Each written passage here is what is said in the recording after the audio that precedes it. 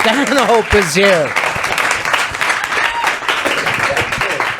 Good to see you, man. How are you? Way better than last time.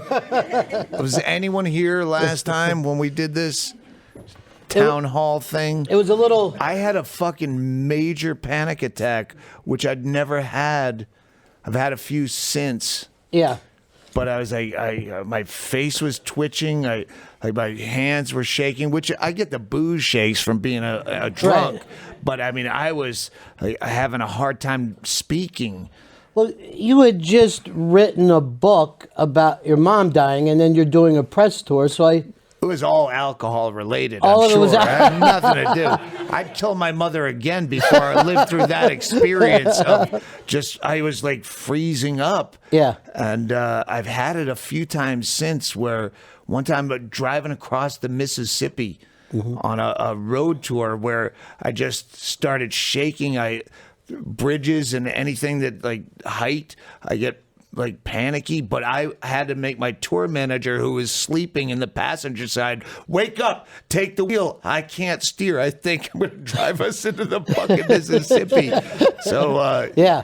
And it's like, I don't know if you ever lost a boner because you were, but when you're afraid, like this chick's out of my league, what if I can't get it up? And the more you think about it, the more you can't get it up because all you think about is I can't get it up. That's what it was like. I'm going to have one of those panic attacks because I'm on a bridge. Fuck, now it's happening and I can't stop it.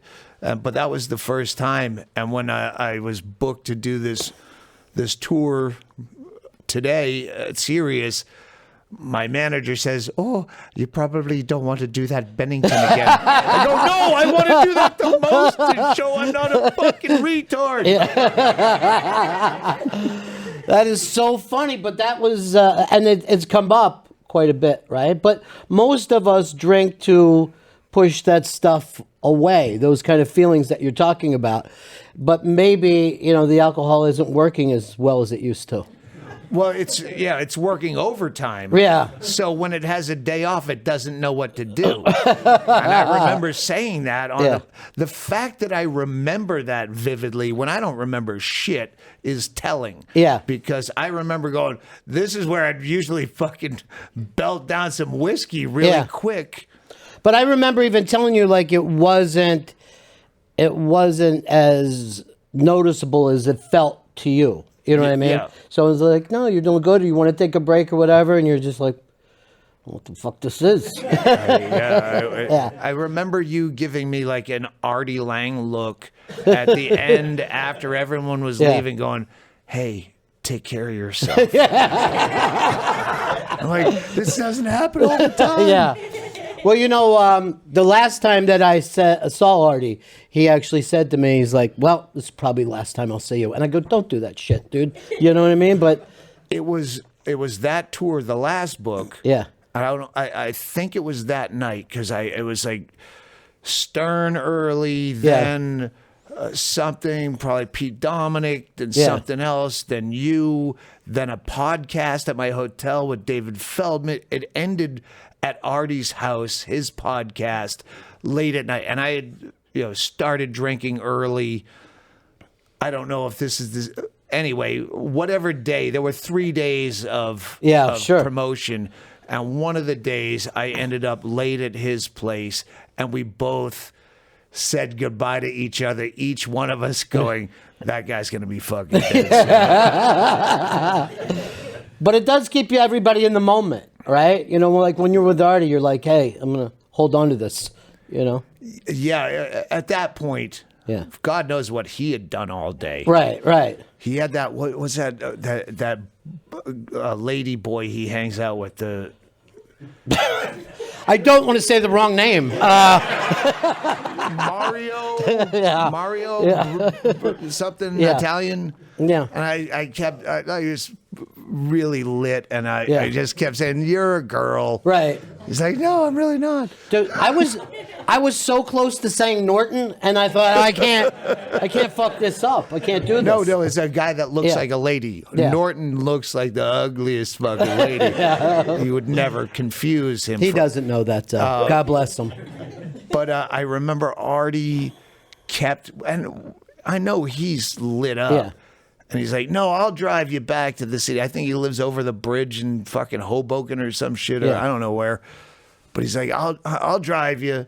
I go, no, we'll just get an Uber. You're too fucked up. We're too fucked up. There's no, I'll drive you. And I realize he's trying to ditch a handler. Yeah. And he's using us as the excuse. And once I understood that, I'm like, yeah, okay, you should drive us. Because I understand having to fucking go get fucked up. Yeah. I don't ever have to have a handler because my drugs are legal. Right, exactly. And they don't blow your nose out like a prolapsed rectum. Well, you are lucky that you didn't pick up the taste for morphine, because that kind of changes everything, you know. I've always been drug-wise, like cocaine. I do socially or medicinally. I can do it. Well, like if you have 2 shows in the same night, and I drink fairly heavily. So if I have 2 shows, one of them's going to suck. But if I do a little bit of blow on the second show, it gives me that energy, like a 5-hour energy drink. And I think cocaine is healthier than a 5-hour energy drink. I honestly do. A fucking Red Bull makes me feel like my teeth are rotting like methamphetamine. Yeah. A bump of cocaine gets you through the show. I don't need to scour the town for more. So, yeah, I've always been able to do drugs socially, but that's because alcohol is my main drug. Yeah, that's your drug. If I get sober, I'd go, let's find some more coke. I don't know, but I'm 50. It really is funny, though, how people can move on from one to the other. Like, oh, I think the problem is this, so I'll move on to this drug. Well, Norton fucking quit drinking, and now he has hookers piss on his face. Yeah. So you find an ancillary, dirty deed. Yeah. What was yours? I assume you used to do some shit. I used to do everything. I didn't turn down anything. And I am that person who went from, oh, my problem is this drug. Thank God there's this other drug. And I'm like, oh, this drug is the problem. Name names. Well, it would be any drug that exists today. It was coke, it was meth, it was speed, it was downs. You moved from morphine. What to what? I don't know. I All don't the way know down if the any road. of them are sponsors where we can't mention the adversary. You know what's funny? They're all fucking sponsors now, right? Everybody thinks they're like, well, look at the opiate problem that we have. Like, this isn't being made in somebody's bathtub, right? These are all legal drugs. And now the whole country is high. The whole entire country. I was just saying this. I've said it a million times. I now do legal drugs for the reason they're prescribed. Yeah. Like I do Xanax. Yeah. Where, okay, if I'm going to have to drive over a bridge, I'm going to check ahead on I still use a road atlas. I know you guys use GPS, but I'll check ahead. Yeah. All right, what am I? I'll take a Xanax so I don't have a panic attack and drive the whole fucking van into the Mississippi. Right. I take them to sleep. But isn't it great to know that when the rest of us are going over a bridge, there's a lot of people eating Xanax on either side of us? You know what I mean? Like, oh, this is so much easier. I used to be afraid. Now we can nap a little on the way over here. Before we get into the book, I know it's Super Bowl weekend. You must have something big planned, right? No, I've kind of fallen off of football. There's no good stories anymore. If you're asking me my pick, 27-24 Patriots they never cover. Right, it is true. They never cover. And yet they run off the field so fucking happy, and everyone else is like, shit. I'm from New England. Yeah. So, when they beat the Rams, that was one of the best Super Bowls ever. And since then, it's just, all right, it's a repeat. People forget 3-point games. that was like a major upset. Like we were like, It this was is the upset of all time. 14 and a half points, I believe. And now they've won so much, everyone just like doesn't remember that game for as crazy as it was. And I remember before that, hating every dynasty. Right. The 49ers, the Cowboys, like, oh, fuck. Yeah. And who against the Bills again? Yeah, right. It's like the Washington Generals of 4 Super Bowls in the row. So yeah, this is fucking a repeat, and it's boring. It's 2 teams I could care less about. I'm a uniform guy. I'm the gayest football fan. I don't know a cornerback from a safety or what the. Yeah. But I know cool uniforms. If the Patriots were playing in their throwbacks, they had the fucking dude on the side of the helmet. That and the creamsicle Tampa Bay Buccaneers, best uniforms ever. Yeah, I could jack to that Super Bowl. Sounds like you might be a softball fan because they come across like softball uniforms. There's some hockey uniforms that are pretty good. Yeah. But you don't you don't bring everybody over to your house. I did. We meted at Downs. My gal pal had a coma thing. Has a hard time in crowds. So yeah, we got football down to how it used to be. A few friends. Right. At some point, it got up to like 25 people there. 4 of them watch football. The rest are talking over it, and I'm hosting. I want to watch the fucking game. Right, that's true. So yeah, we've toned it down. We'll watch the game. You brought up bet on it. This is one you have to bet on. You have to bet on it. MyBookie.ag, new sponsor. You brought up Bingo, and she's here today. Good to see you. Oh. And she's doing well now. You had quite a scare. Well. Yeah. Big scare. Coma, hospital for a month. Yeah, she's back. And I know that you were putting a lot of that on social media, and some people found it endearing, and other people found it horrifying. You know who found it really horrifying months later? Bingo.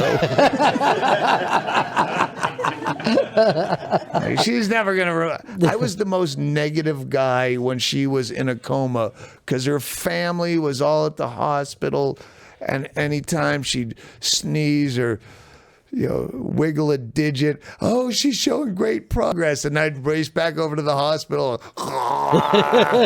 Like, you're fucking deluding yourself. This is not getting better. I was the big voice of negativity.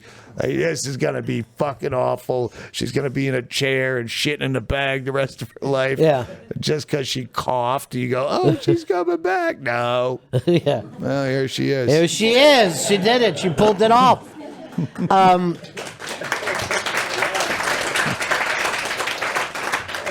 you're a very, very funny man, but that kind of shit, the terrors show up, right? I mean, it's really... But that's where I thrive. Yeah. I don't... that's where funny was forced upon. We had to be... Me and my small social circle of deviant friends had to be the comic relief. Because it was her 40th birthday party when this happened. So all of her friends and family had flown in.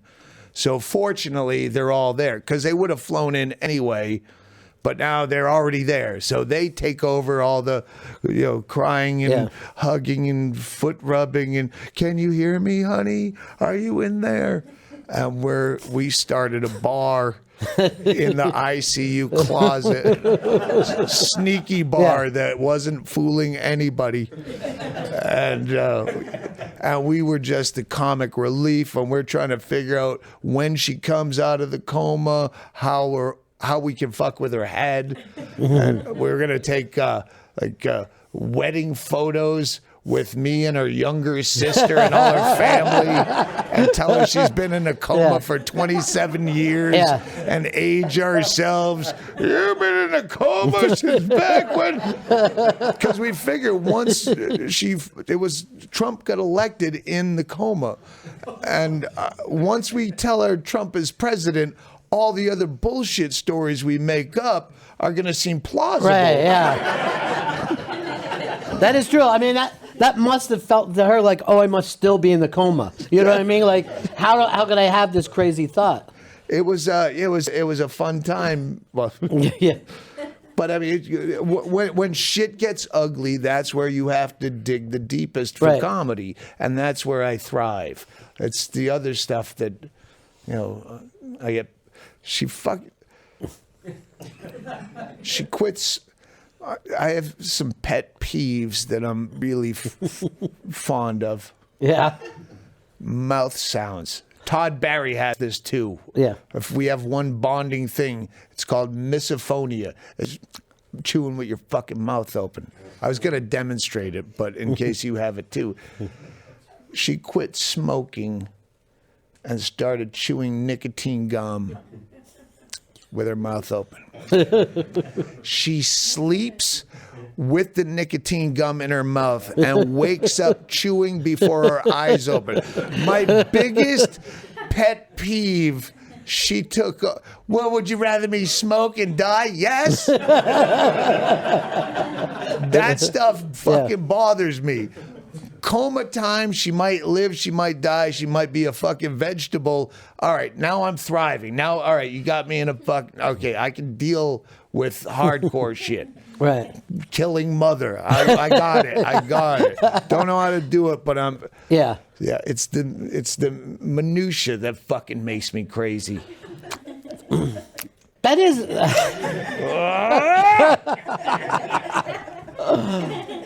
How does Bingo's family feel about you? Are they comfortable? They included me, not even included, they went to me on judgment calls. Yeah. It never got quite to pull the plug, but other things like if she has the trach and it doesn't do whatever, she might have a trach for the rest of her life. Yeah. So we're going to have a meeting with the doctor and the parents who are professional, upstanding people. They ain't fucking Tanya Harding's fucking mom.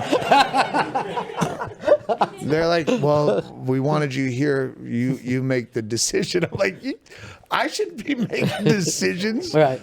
Like, I decide what. Hey, let's get an orange car. I like orange cars. I don't make decisions about like someone's health, permanent. That's your parents. Yeah, right. Exactly. My parents are dead, and I'm thankful. So,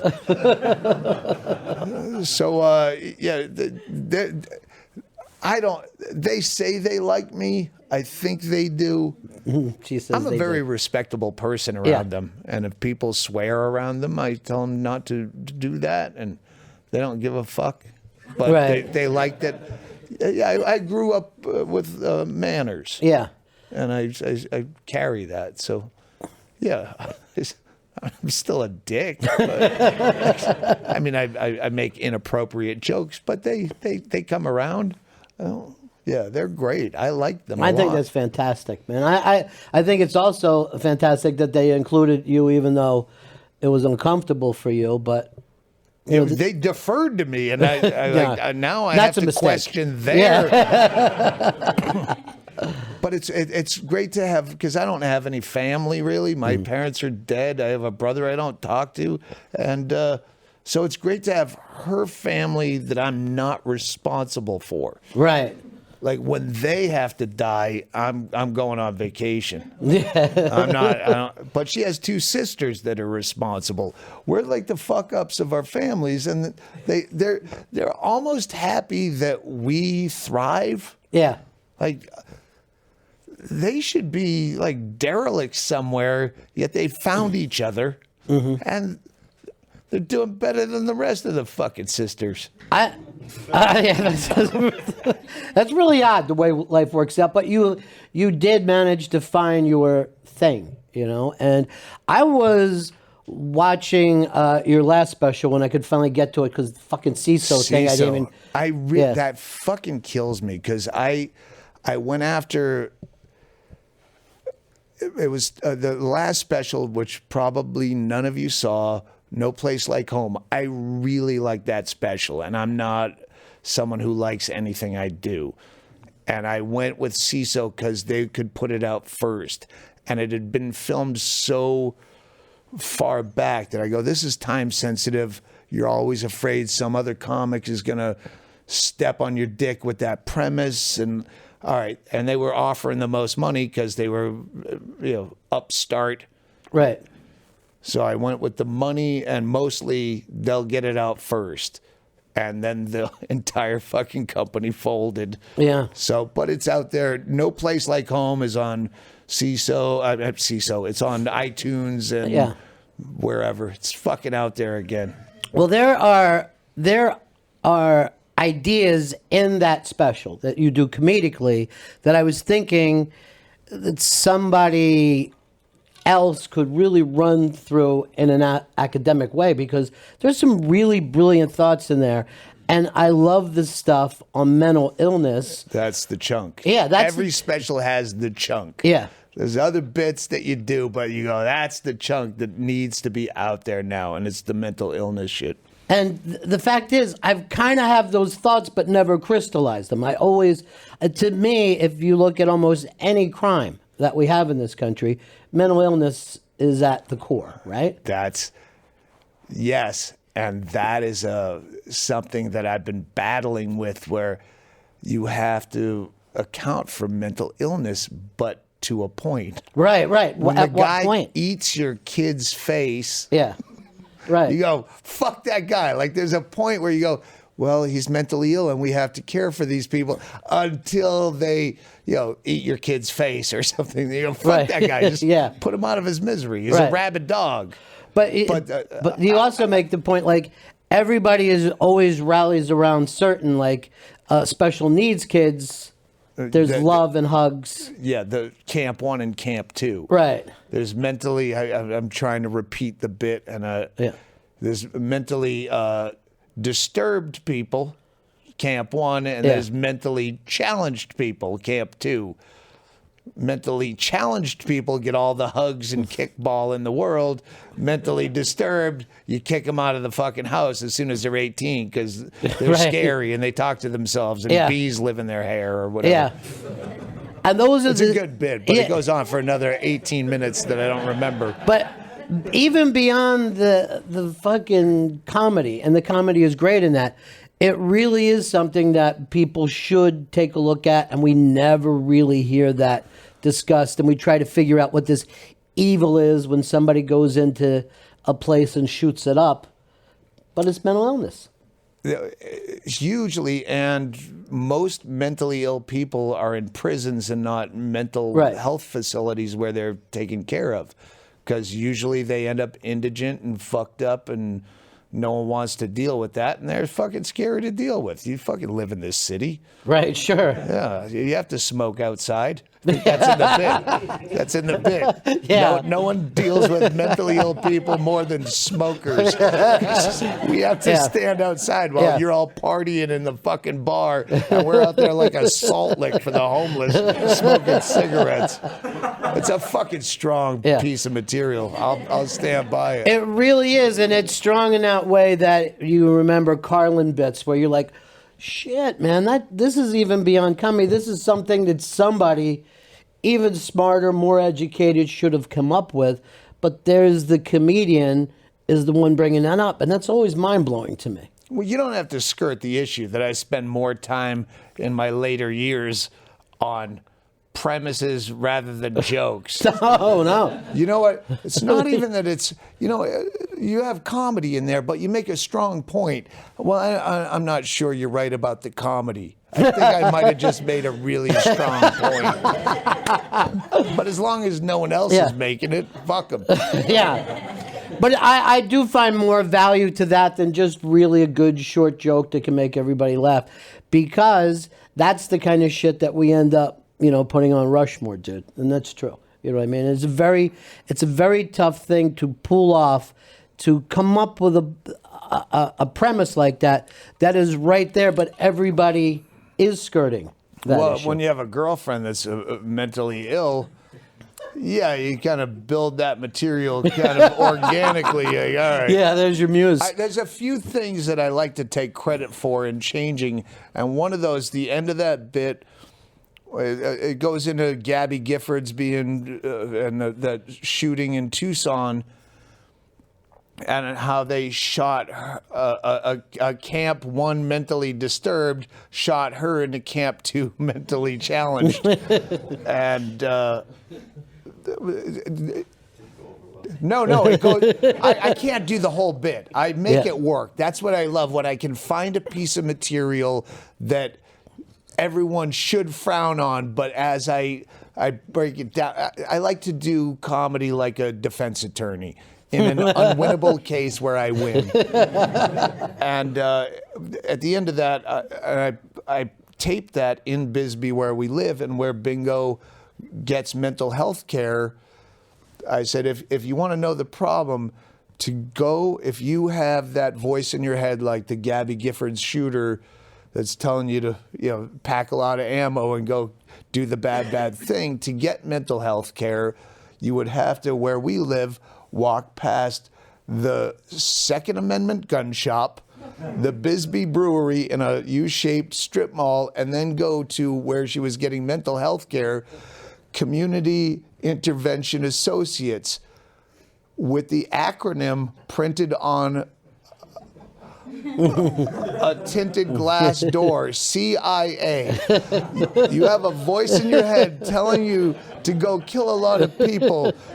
She didn't even see a doctor. She gets to see a registered nurse via Skype. It's a small town on the border in Arizona. They don't have a lot of funds. That's the best you can get. So, go kill a lot of people, walk past the gun shop, the bar, through the tinted glass door marked CIA, and talk to a television set that's talking back to you. And you wonder why a lot of people die in hails of gunfire. Right. And since that came out, since we taped it in town, they've changed the name to CHA, Community Health. And so they changed the fucking name, and I want to take full credit for that.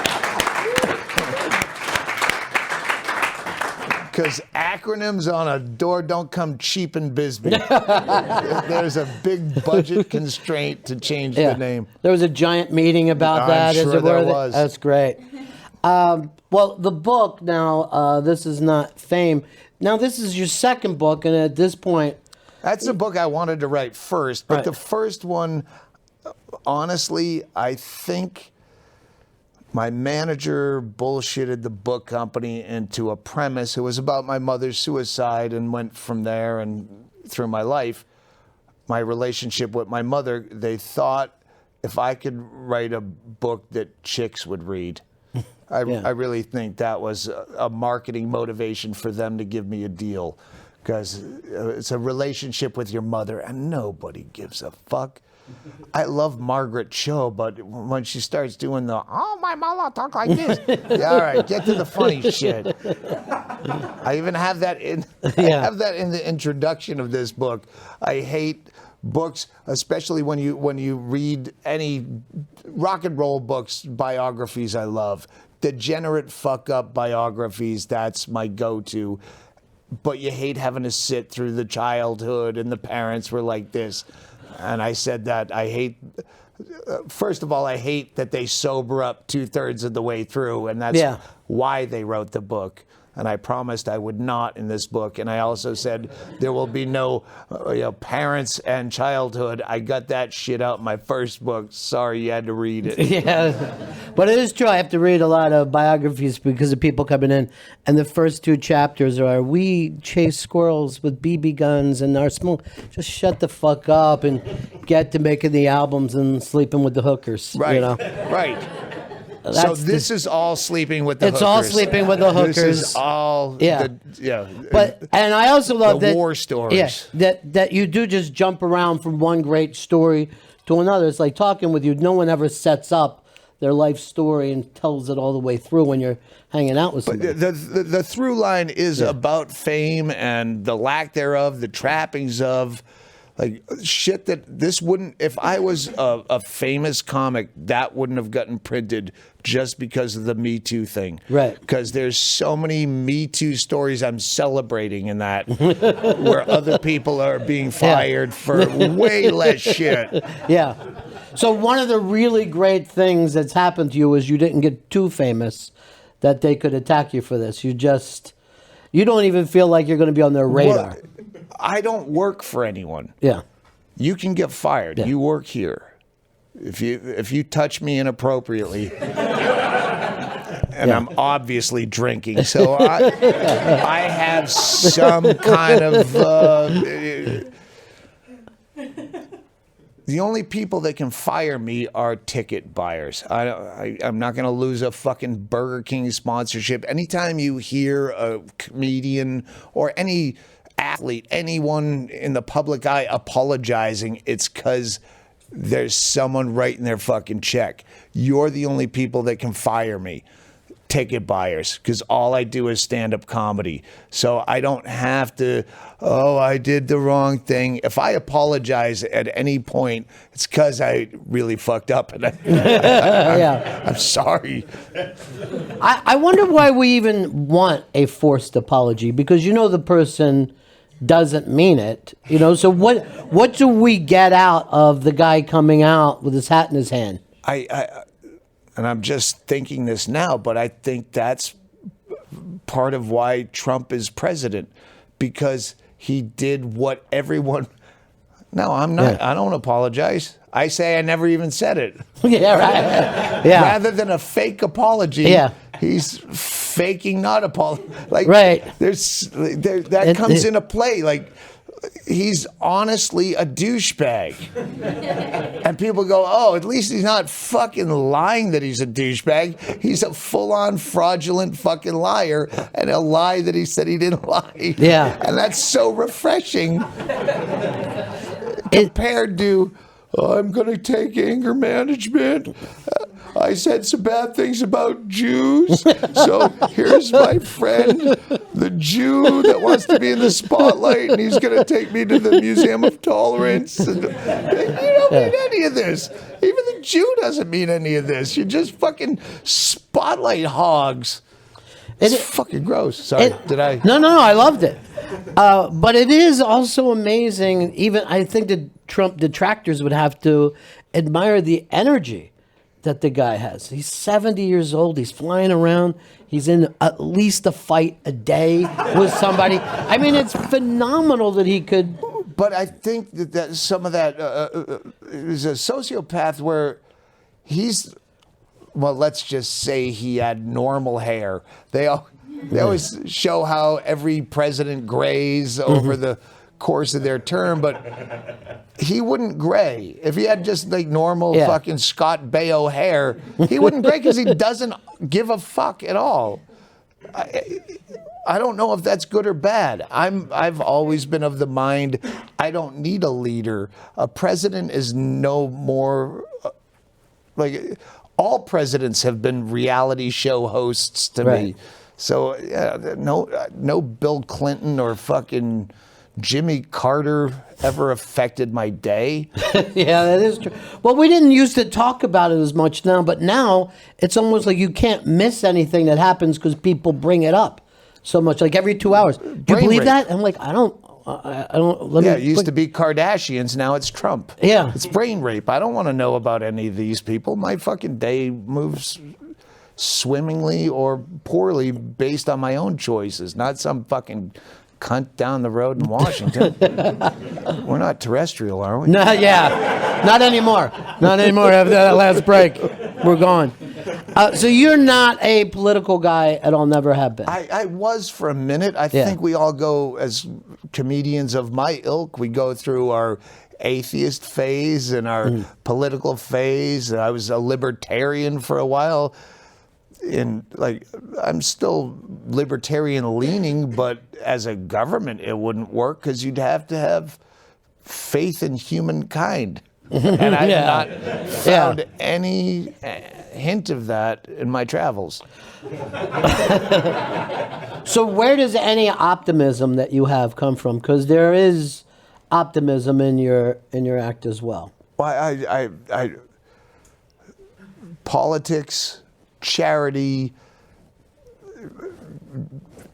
local. I live in a small town. I know the person I'm giving money to because they need it. I don't give it to a charity that's going to spend most of it on brochures and ribbons and advertisements to get more money, where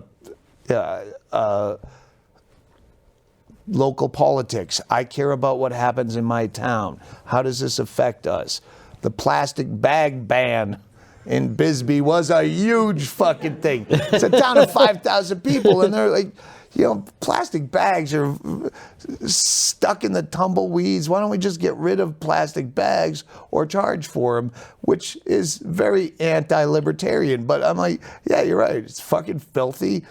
Reuse your fucking bags, you fucking piece of shit. Right. And that passed, and then it went to the Arizona Supreme Court, and then they rescinded it. So now you have plastic bags, but you also have people that have spent a couple, 3 years of reusing their bags, and I do it too. It becomes habit, and you're not a fucking slob. But it's so funny that so many people pay attention to the highest national thing, and it's As really a scapegoat. Yeah. My life sucks. I'm married to a fucking doughy woman I hate. I have 3 kids. One of them has fucking Bell's palsy. It's a president. Thanks, right. Obama. I mean, that thing, they really do. They look for the biggest scapegoat, but they don't know who their fucking city councilman is. They're getting a fucking ticket on street sweeping day, and then that happens, and then another thing happens, all local shit, and then at the end of the day, we got to get a fucking different administration. Yeah. They wouldn't know the House of Representatives from the other one. I don't know them either. They don't matter to me. It's weird. In New York City, though, there are so many. It's like block by block, and the number of people who know how long you could stay in your apartment before they can kick you out. It's like jailhouse lawyers wherever I go. It's amazing how many times people say, you have the right to do this. I'm like, oh, you fucking guys are involved, I was always amazed as a young, I was a piece of shit young broke kid, and I would manipulate the system as much as I could, but I'd hear stories about, I'm 7 months late on my rent, and like, how do you get 7 months? I get like 1 week late. They shut off all my shit and throw me out, and you fucking milk it for 7 months. And actually, that's how Trump made his bones in that kind of real estate business, where the game. He's been sued so many times, and he can sleep like a baby. You know what I mean? He was $2 billion in debt and bought a new plane. You know what I mean? There's something about that kind of carny hustle, I think. There is, but when too many people want a leader, where a president or any elected official should be a public servant, not monarchy, which is what the people want. The fucking fact that they give a shit about like Prince Harry's fucking wedding in England. People like royalty. They like Kennedys and Bushes. Yes, they do. They want leadership. They want to fawn over where it should be. You should be no different than a fucking dog catcher as a president. Do your fucking job. But what do you think? People want magic. They want like some kind of hand of God. Like, oh, this is blessed, so we're fine to follow this leader. They're to love that kind of stuff. Who are you for? The Patriots or the Eagles? I'm Eagles fan.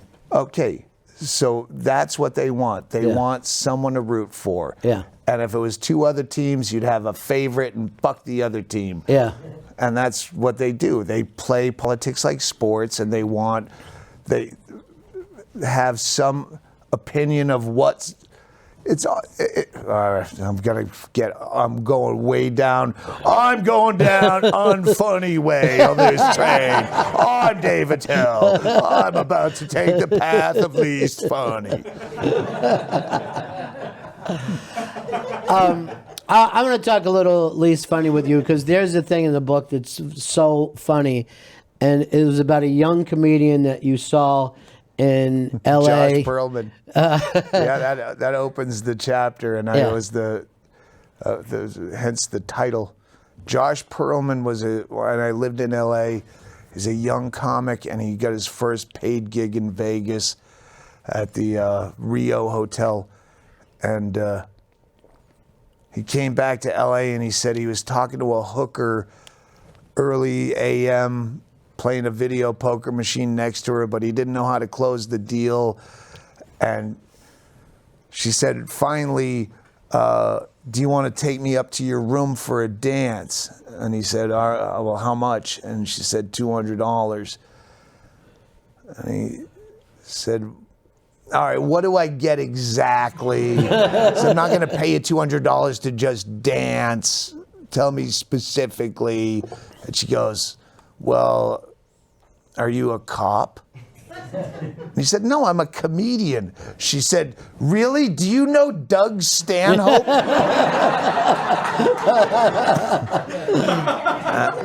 And the next line is, this is not fame.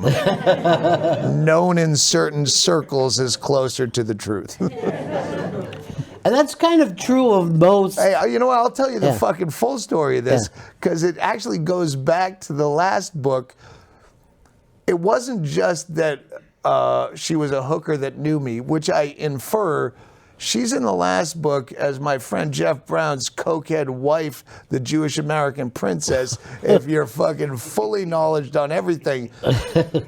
She knew me from my previous life. She turned into a hooker after he dumped her in Vegas. She turned into a coke whore, and that's how she knew me.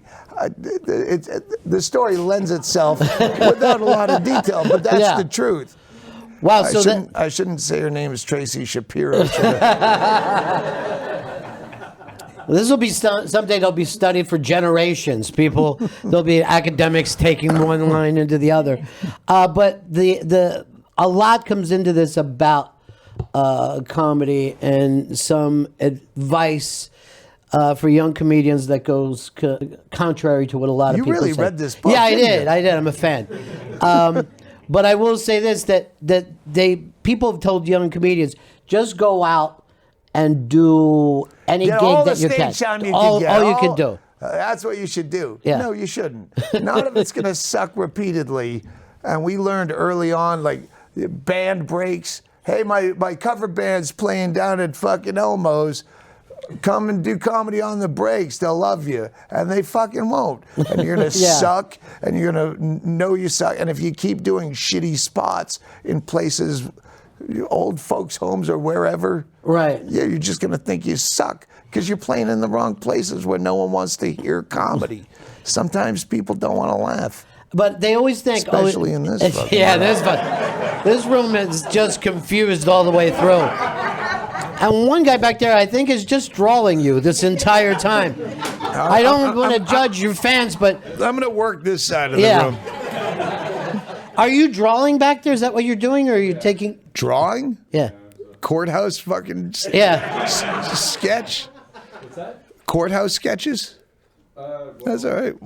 Well, I'll sell it on eBay. Yeah. Don't worry. Now you're drawing job? Yeah. That's all right. Yeah. Let's just lift up and let me see. I'm just so curious. Draw. That is amazing. Yeah, that's pretty really accurate. good, man. God damn. Yeah. Someone tweeted me this morning. I've said it on every show, I think, but someone said, man, you're looking as bad as Hardy. I went, oh, man. No, I just saw Hardy. You're fine. I've seen Hardy, too. I haven't seen me. I don't have mirrors in my house on purpose. That is the best way to live life, isn't it? Just to ignore it all. Yeah. Just ignore it all. It's worked out so well for me. Medical issues? Right. Well, you just asked me. Who just asked me? You really don't ever go to doctors? And I go, no. Why would you? That's First insane. of all, it's a fucking business. Yeah. They get paid if they find something wrong with you. Right. And they keep looking. They're like cops that way. They just keep looking. Back when I gave an attempt to going to dentists when I lived in L.A. As you can tell, it didn't work out so well. And I would get coupons out of the fucking weekly. I'd go to the dentist with a coupon. And several dentists told me that I had cavities in different teeth and didn't see the cavity that the last dentist saw in different teeth. I'm like, this is all fucking bullshit. Yeah. And I feel the same way. Oh, you have I've had hernia surgeries because they were bloating out of my body so badly that I could see them. I could make fart sounds by touching them. Now I know it's a problem. But if you say, yeah, you should really get that removed, you know, it's a fucking mole. Well, it could be cancer, and we should buy it. Fuck you. When I'm dying of cancer, I'm 50. I've ignored almost every problem, and most of them go away. So Yeah. Maybe you're fighting it off by not going there. You know, maybe you've beat cancer a couple times for all you know. Could have. Yeah. We don't know. I mean, we don't have that information. It could be. That Do you could go be to get physicals and shit? No. Hell no. Because they, again. I'll tell you, looking at you, it's not good. No. But it hasn't been good for a long time. Right. It hasn't been good for decades. It doesn't And hurt. I have had people, pretty healthy people, die around me all the time because they went to the doctor. Yeah, they went to the doctor. And a lot of times I feel like those people are carriers. I don't know what it is exactly, but there's a chance that they're catching shit there, you know? Or they find something that they, I don't know. Yeah. I'm 50, I shouldn't be. Yeah. I won. At 50, I said I won. Right, yeah. If I had 51, I'm piling on, a coach would say. Yeah, I've done fine. I have no interests anymore in life. Well, but you know, like we were saying, well, I'm not into football as much as I used to be. That is that sign of I've done it a lot. You know what I mean? I've done all this shit a lot. What do you want to do? Keep doing it? Yeah, You know? I don't know how to top myself. I don't have any, side projects I want to do, which is. These were lines that I did in that Louis episode. Right. Where I go, I've said this on stage, and you wrote the script, but I've already said this shit. Yeah. It's not wanting that's kind of the killer. I don't want anything. You know, that is the thing that I don't even know if people got like Louis' brilliance. But remember when he brought in Jim Florentine for that bit that was so great? You don't know Louis' brilliance. Yeah. It's the way that he would. He had this downward stroke he did. None of this is happening. No one is jerking off in front of me right now. I have told this story. I started this story on Stern, got cut off. Yeah. Derailed. Then I brought it up again on Norton. Then I got derailed again. But the end of the story, so they're gonna have to listen to all of Sirius XM. The end of the story with Louis is when I took credit. There was a thing, because I had a friend that watched him jerk off decades ago because she thought it was funny. She didn't have a problem. He asked politely, is this something you'd be into? She watched him jerk off in a fucking ladies' room. And she came up, we were sharing a room at a function, and she goes, I just watched Louis C.K. jerk off. I go, you never watched me jerk off. Now I'm jerking off. She goes, help yourself. And I tried to jerk off to porn. I probably couldn't finish because we were friends and I probably laughed too much. Hedberg was in the room, according to her version of the story. He came out of the bathroom while I was jerking off, and I don't remember that part, but, hey, believe women.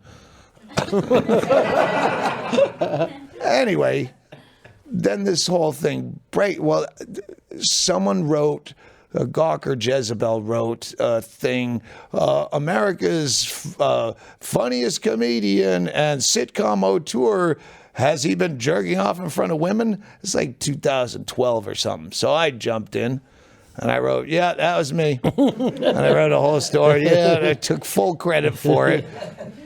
Just because it's funny that I would be America's funniest comedian and sitcom auteur. Then a few years later, the rumor mill keeps building. All I know is that the girl I jerked off in front of jerked off, and Louis jerked off in front. She thought it was funny, and so this guy. Can I read this? Do we have time? Yeah. We got time. We got nothing but time. So, Bengi, my phone. It's in my jacket. All right, I'll read it in a minute. My guy will bring it in. It's in my. Here's Chris Stanley. He was already going through your phone anyway.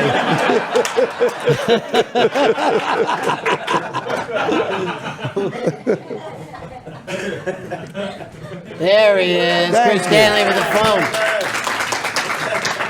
All right, I have to give a shout out to Butters, our friend Butters, who turned me on to you originally when we did that fucking long arduous road trip through North Dakota.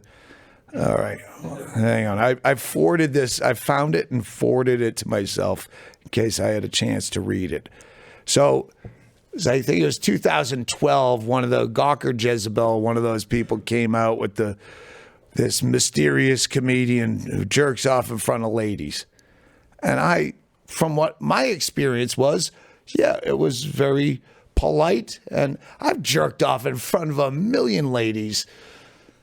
And a lot of them probably didn't want to see it, but they said yes. I mean, I've done so much worse shit than a lot of these people. Hang on, where's this fucking thing? Jerking off, that would probably be the one. So 3 years later, someone's back on the Louis C.K. thing, trying to fucking out him. And this guy, Gawker, was Gawker. He wanted to know what I knew because I took credit earlier, and he knew that it was facetious. So I wrote back to him, Jordan, your infatuation, when I fucked this up, imagine how long it took me to read my audiobook version. Jordan, your infatuation with comics masturbating in front of one another is as troubling as it is uninformed. Comics on any professional level masturbate at each other in the same way urban dancers might step to one another. Your opponent can then choose to try to match you and top your style and intensity, or simply concede defeat and walk away. Blocking the door with your back is an unspoken regulation, not to keep someone from leaving, but to keep non-comics from walking in and blowing it out of proportion. People like you. This isn't just a common practice with male comedians either. I can't count the number of times lady comics have clammed off at me in a green room. Tig Notaro, Bonnie McFarlane, Jackie Cation, and even the legendary Roseanne Barr have all beat me under the table, figuratively and literally. Did I cry foul or shout, hey, I have to use that microphone? No, I chalked it up to paying your dues and pulled stronger wood the next time. It's not about being sexually untowards. It's an age-old comedy practice meant to instill courage, pride, and to pump each other up before the show. The conveniently anonymous comedian sources may have stepped on an open mic here or there, but that doesn't qualify you as a true working comic any more than going to the batting cages makes you a baseball player.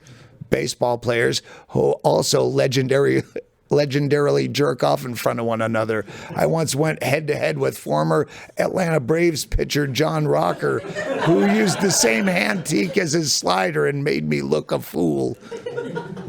Andy Kindler is a proficient club wanker, notorious for turning his back to you during the ordeal. Maria Bamford prefers to smush it up to a window, which is why I never got ground room floors on the road with her. Ron White never even puts down his cigar and scotch. These people aren't perverts. These people aren't perverts. They're sophisticates with a respect for tradition. Jesus, this goes on a long fucking time. As for the alleged female comedy duo in Aspen, luring other acts to their room with the promise of illicit narcotics, you had to remember the fucking allegations at the time, you penned an article alluding to me making spank in front of them, yet coyly left out the fact that they had really shitty weed. That's yellow journalism. I'd offer you the old adage, write about what you know, and that certainly isn't stand-up comedy. Slapping off one's genitals in private comedy circles is as much a staple as the joy buzzer or whoopee cushion. The original Friar Club roasts were barred door. The original Friars Club roast were barred-doored bukkake sessions, mostly because everyone back then was scared the other comics would steal their jokes. if you want to crucify Louis C.K., it should be for pirating my overhand downward twist execution without giving me credit. Yes. So, sorry that took too long, but the point is, back when all those rumors were spreading, all I knew was my story, where it was completely consensual. And then when it came out in this whole Me Too thing, I got an email from that one old female comic friend saying, I was just thinking about you. I go, yeah, I was thinking about you too. We talked on the phone, and she's, I go, you coming out with this? She goes, no, I don't want to fucking be the one that was okay with it. Like, which is a serious other side of the coin. Like, a lot of chicks fucked Harvey Weinstein hoping to get a part. And they're not going to come out and go, yeah, I just went through with it. It just seemed funny at the time, because they'd be as castigated as him. Like, you just fanned the flames of that problem. So yeah, it's not like they can bring their Oscars back. You know what I mean? Like, oh, I guess I don't fucking want this anymore. And every fucking rock and roll band that was famed for abusing chicks in green rooms, the fucking Led Zeppelin smacking a girl on the ass with a fish. Yeah, we never hear of that. They're gonna pull their fucking songs off iTunes. Yeah. Well, by the way, you could tell from that letter they sent, it's an amazingly great ability to write. Everybody knows how funny his stand-up is, but the writing in both of the books is incredibly good. The reading is never good. Yeah, the reading. A lot it takes. A lot it takes. Thank you so much for coming back, and you know, no panic attack this time, but I hope you enjoyed it anyway. I again, when he said, you probably don't want to do that. Fuck yeah, I gotta come. You have a shitty first show. You can't wait for that second show. I'm gonna fix this shit. Doug Stanhope, everybody. Thank you, Ron Bennington. This is not fame. Thank you so much, my friend. Thank you. See you next time. Thanks. Oh, and Ron, take care of yourself. So funny. Thank you, Doug.